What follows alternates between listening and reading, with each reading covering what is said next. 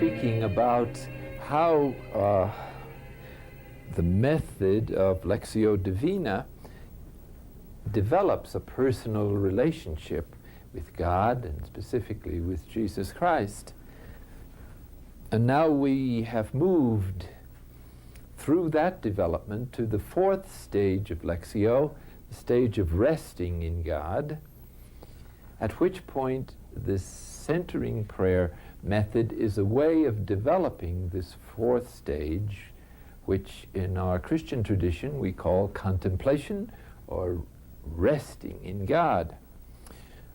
I'd like to point out that the use of a sacred word in order to calm the mind and the emotions is simply a way of penetrating the hard shell of the false self system, the superficial psychological self, by deliberately fouling up, so to speak, its normal way of thinking for a specific period of time as a discipline for spreading out the boats, that is to say, the incessant movement of thoughts, impressions, sense, mental or spiritual, across the inner screen of consciousness. So we're trying to spread out the speed at which they come down, and ideally to reduce all those thoughts to one. Wouldn't that be wonderful? If we could reduce all our thoughts to one, then prayer would be delightful, because then we could turn our attention without the stimulation of being drawn out of spiritual attentiveness all the time towards the presence of God in our inmost being, in pure faith, beyond concepts, beyond feelings, beyond particular acts, except a general loving look or attention, the attention of listening. Okay. The sacred word has two purposes. It's designed to dissolve all the other thoughts, impressions, perceptions, which it doesn't do very well. And at the same time, it's designed to be an affirmation of our original intention with which we begin each period of centering prayer, to open ourselves and to surrender ourselves to the mystery of God's presence within us. I say mystery because there is no concept of God to hang on to in this particular prayer. It's not something we do all day long, but it's a discipline to get beyond our over-dependency on thinking, reflecting, analyzing to go to God, and our over-dependency on feeling things about God. Hopped up, in other words, our dependency on some emotional stimulation in order to maintain our attention towards this mystery within us. So the sacred word then is a little boat, so to speak, a thought that we float in our imagination, where the other psychological boats and debris and whatever is coming down the stream is perceiving. The sacred word is somewhat like the video game called Pac-Man. Perhaps you've seen Pac. Now, Pac-Man, if I understand it correctly, goes all over the stream gobbling up all the other little creatures if you're a successful player of that game. And so the sacred word has the same general purpose, to dissolve all the other thoughts, to gobble them all up and reduce them to itself. Now, it must be admitted it doesn't do this as well as Pac-Man does if you're playing the game well. But it just gives you a general idea, by analogy, of the purpose of this sacred word. In other words, we float this particular thought not to think about it, but to let go, to use it as a means, a device for letting go of all the other thoughts, or at least spreading them out, so that we can give at least some of our attentiveness towards our spiritual nature and the God who dwells at its source. The sacred word has the secondary purpose of pointing to the depths. Now, as a pointer, it's simply an arrow, so that the content of the sacred word is really not that important. So whatever word you choose, as long as it's a short one, because it's easier to forget a short word than a sentence. That's the reason why the cloud of unknowing by the anonymous 14th century English mystic, one of the great sources of this teaching, suggests a word that is very short, that you can easily recall and which doesn't take up a lot of attention. So the sacred word could be something that is itself sacred, such as the holy name of Jesus, Abba, or Father, or peace, or the Spirit, trust, faith, love, or it could be something that sort of reminds you of the movement that's involved, such as quiet, stillness, silence. It really doesn't matter what word you choose as long as you feel comfortable with it and it symbolizes what you're trying to do. By that I mean it's only an arrow pointing where you want to go. So it doesn't matter whether the arrow is painted red, white, or blue. It's simply a pointer. And it's important to grasp this use of the sacred word, because in meditative practices, both in the Christian tradition and in other traditions, words or sentences or mantras, as the Hindu folks call it, have a much more specific and different purpose. The Hindu mantra has a vibratory effect because of the Sanskrit language that tends to calm the mind. And carefully chosen mantras have come down in their tradition and are available today.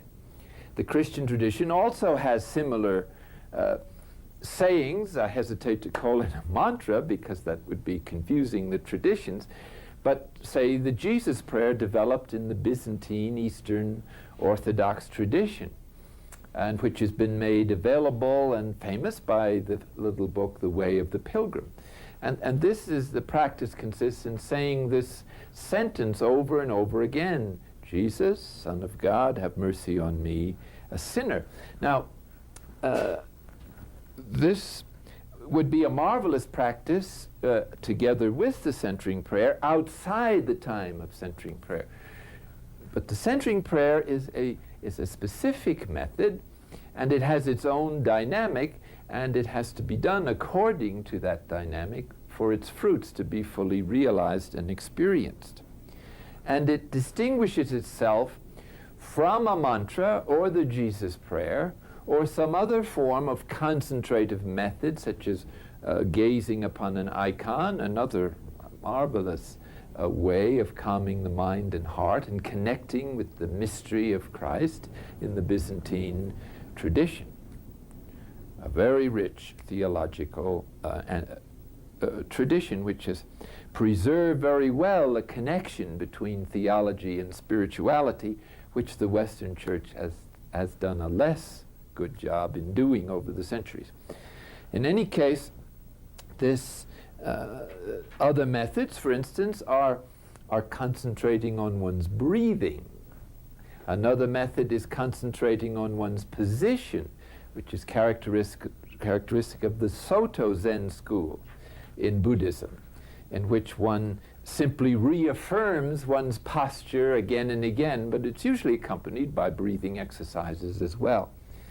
Now, the Zen practice is a be here now kind of practice that fixes one firmly in the environment in the present moment, and its purpose seems to be to integrate body and soul and spirit together with one's basic unity with all the rest of reality by means of the same gesture. A receptive method of contemplative prayer or concentration, which is what centering prayer is, withdraws the external senses from the current reality and the environment, and from time and the time and space continuum. And for a fixed period of time, turns the attention inwardly, withdrawing it from the external senses. Not as an end in itself, but with the view of establishing unity between body, mind, and spirit, and then in active life, in ordinary life, gradually working the experience of that space into the whole of life with all its details. They're both going in the same direction, and the main difference is that one may be more suitable to one kind of temperament than another, and in our day, the concentrative method is very useful because of the very active minds that most people have in our time. The receptive method also presupposes a more profound trust in God. But since most concentrative methods eventually become receptive after they've developed, it's a way of beginning that places one firmly on the path to transcendence and to higher consciousness and to the opening of ourselves to pure faith in the presence of God as He is. And God presents Himself as He is only to pure faith, beyond concepts, beyond feelings, beyond the psychological life, although that presence sometimes radiates through that our other faculties. Basically, the deepest communication of God is totally unfelt. It's only when it reverberates or ricochets off the other faculties or overflows from a deep fountain within that one perceives it psychologically. This divine light is always shining, and the divine life is manifesting itself on the various levels of our life all the time, or we wouldn't be here.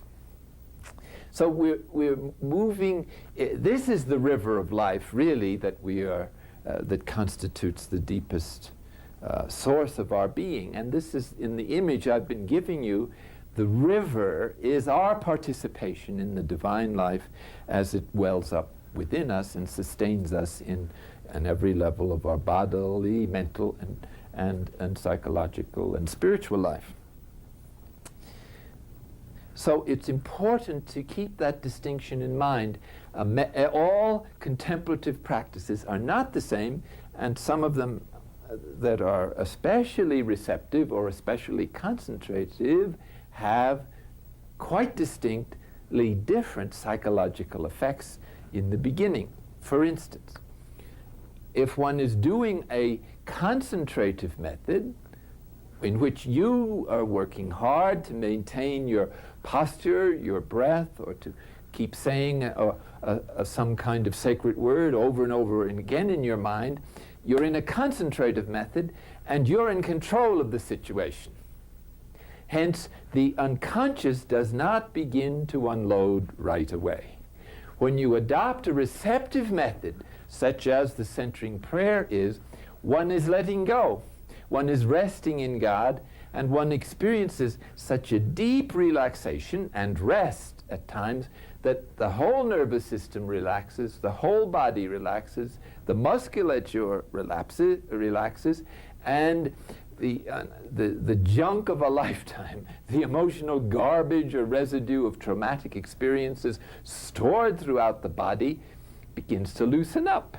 It's like moisture on hard pan or clay.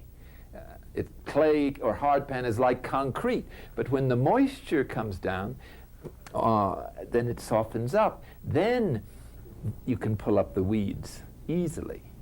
And so in the human organism, there is a process of psychological evacuation, just as there is a bodily series of processes to evacuate material that is useless, harmful, etc. But the problem for the poor psyche is that if it gets so traumatized that ordinary rest and relaxation doesn't touch the stuff that's repressed in the unconscious, unless you get an extraordinary deep level of rest. And as we saw from our little exposition of rest, we never get a deep rest until we stop thinking about ourselves for a few minutes, and with its agitations and emotional responses, upsets, anxieties, etc. In other words, our ordinary flow of thoughts reinforces the false self system, which maintains the repression of certain material and causes it to remain there as blocks, so to speak, in the general movement of energy throughout the body and the spirit, so that you experience various levels of unease or disease, which simply means a lack of the way things should be flowing. So to restore that balance, to restore health, we need to get rid of the junk that, as you saw in that diagram I had here a little while ago. The outer rim of our surface thoughts and our psychological consciousness is holding in place a slew of unconscious, repressed material that, until it is able to escape, covers over and prevents us from enjoying or reaching or touching or perceiving the true self and the deeper spiritual values of our being.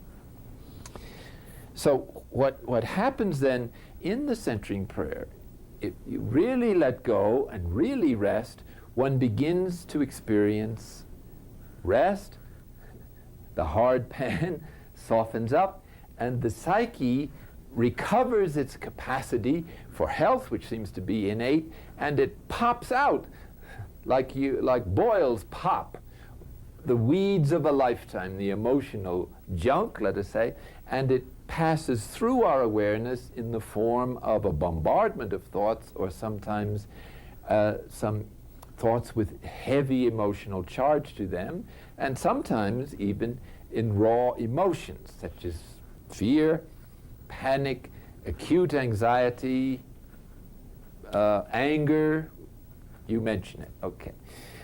And so, to our astonishment, if this happens, we naturally say to ourselves, what's this? I thought contemplative prayer was supposed to bring repose, peace, and I never was in such a cesspool. My poor mind, my thoughts are racing, I have no control, I don't know why I'm weeping, I don't know why I'm laughing, I don't know why I'm shaking, and so on. It isn't usually as powerful as that, because if one practices this regularly on a day-to-day basis, the purification process, which is a real dynamic and organic process, tends to clean out our interior gradually and slowly at your own pace. When you get into an intensive retreat, when you meditate 3 or 4 hours a day or longer, then the process accelerates. And as you may already have been experiencing, you get to a deeper place than you've ever been before, hence deeper rest, hence more softening up of the hard pan in the unconscious, hence the junk is released, hence it begins to rise to your awareness, to your utter dismay. And you say to yourself, there must be a better way of doing this thing. The contemplative life is not for me, and you pack your bags and go home, and goodbye, the Trappists are great, whatever, forget it. No, 1,000 times no. You're just beginning the spiritual life, believe me. Until the unconscious starts unloading, we're just playing ring around the rosy. I mean, the real heart of the ascesis is to get rid of the stuff that's the chief obstacle to our spiritual growth, getting in touch with the true self, and being able to open to those higher messages coming from God's self-communication all the time, which we can't hear because of the noise and the din of the ego. Castaneda has a marvelous description, just a few words of what this process is. He says, I think it's Don Juan, whoever the hero is, as the chief point of the discipline, stop the interior dialogue. That's it in a nutshell. If you can stop talking to yourself, commentary on everything that happens with your emotional reaction, all of which reinforces the false self and holds it in place, then the whole process of liberation begins to take place. What we call salvation is precisely this emptying out of the junk of a lifetime. Shoveling. The first thing the Spirit does when he perceives that we're serious about our spiritual journey, and he wants us to fill us with the living waters of the gospel that Jesus promised to those who believe in him, is to clean out the bathtub. Now, the bath, like some ghettos where the garbage disposal isn't too good, our interior tub is full of junk. We have never been able to put it in the right place, which is to get rid of it. And so it's stuck inside of us, resisting grace.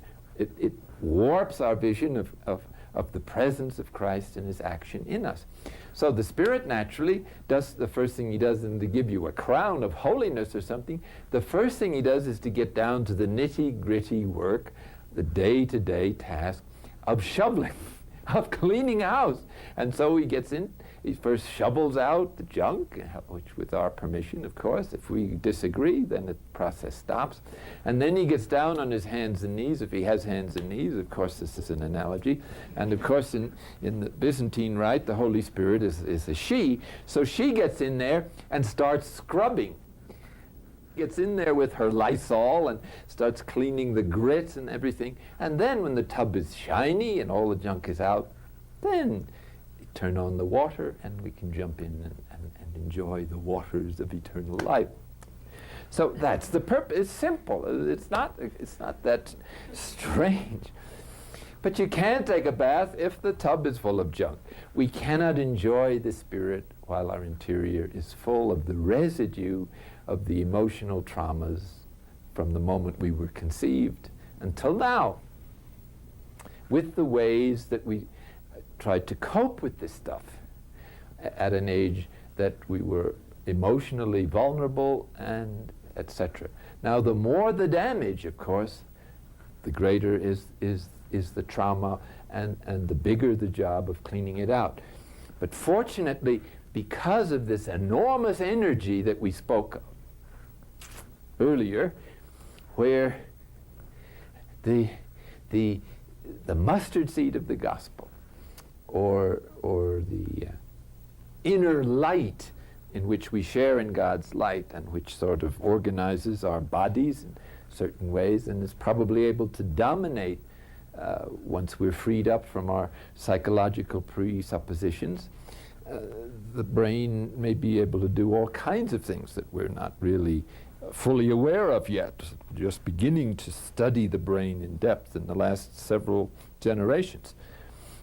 So the brain now can work at maximum capacity because it's not limited by the two lower brains, the reptilian and the old mammalian brain, which are all wrapped up in a certain worldview with their images that the brain tends to remember until it somewhat disidentifies with its over-identification with the physical body, and with its own interior thoughts and feelings, which we identify as ourselves. It's the only self we know. So it is a little scary to think of where this is going. If we lose our false self, what will happen to us? We disintegrate. Not at all. Life begins, true life, when the illusion, and it is only an illusion, of the false self system begins to dissolve and the noise subsides into interior silence, and then we begin to plug in to the energy of divine light and love, and this changes one's whole approach, and the energy now works. This energy is meant to light up the world. And I imagine each of us could do that if we plugged into that energy. But most of us use this enormous energy capable of lighting up every city in the world to run a toy electric train. namely our pet little attachments and projects and sensitivities and so on. It's just pitiful how this energy is wasted. But anyway, when the whole of this junk is finally cleaned out, then the energy begins to flow, and we have succeeded in tuning, something like a tuning fork, all our faculties to the utmost sensitivity to the vibrations and the frequencies expand of the presence of God and his action in us. Theologically, St. Thomas has always taught, and before him the other fathers, this marvelous teaching of the 7 gifts of the Spirit, which are particular inspirations for different aspects of human life, in which the Spirit, if we're sensitive, lives our life, so to speak, for us, with our consent, and with a maximum amount of improvement, needless to say. So the gift of counsel is there, ready to suggest what divine love would do in every event or moment of life. The gift of understanding and wisdom penetrate the contemplative dimension of the spiritual journey, and the other's fortitude enables us to keep going in the difficult periods, of which one of the most difficult is to put up with this purification process. Now, that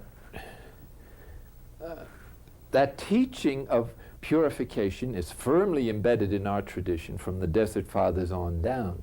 And I'm simply giving it a psychological explanation that is possible because of the development of those sciences in our times. But they greatly illuminate each other, I would say. And they really ought to get together and to fully explain the human journey.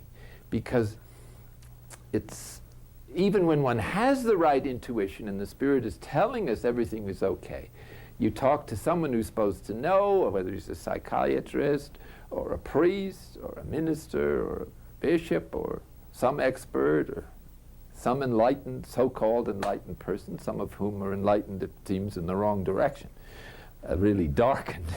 But anyway, there's such a thing as angels of light. They look great, but on further scrutiny, you begin to smell something wrong. Well, anyway, the divine truth, light, and love is consistent. And some people have great gifts. They also have certain limitations. And it's only the integral growth of all aspects of human life, including the moral life, that you can really get the touchstone of true holiness, of true enlightenment. It's consistent at every level with nature, with human truth, with moral truth, with intellectual truth, with spiritual truth, with divine truth. If it isn't in resonance with any one of those levels, you can begin to doubt its authenticity. That's a big program for anybody to fulfill. And as long as we're in this life, I frankly doubt if anybody will fully fulfill it. At least at this point in human evolution, everybody has clay feet. Don't be surprised if your teacher turns out to have some weakness. So do you.